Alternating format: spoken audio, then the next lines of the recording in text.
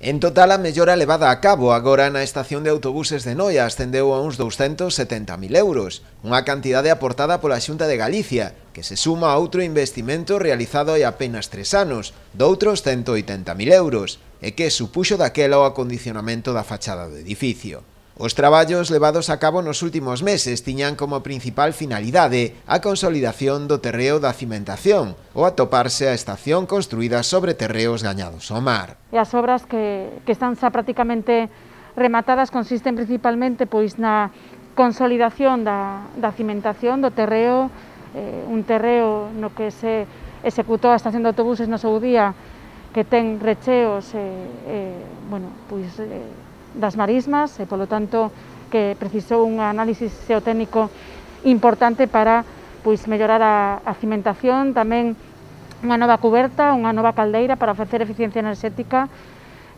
mellorar a accesibilidade e tamén pintura nos interiores, carpintería, o propio pavimento, e, polo tanto, unha mellora e unha rehabilitación importante. O alcalde Santiago Freire agradeceu o investimento realizado pola Xunta nesta actuación, que se suma a outros proxectos xa realizados ou a piques de materializarse. Supón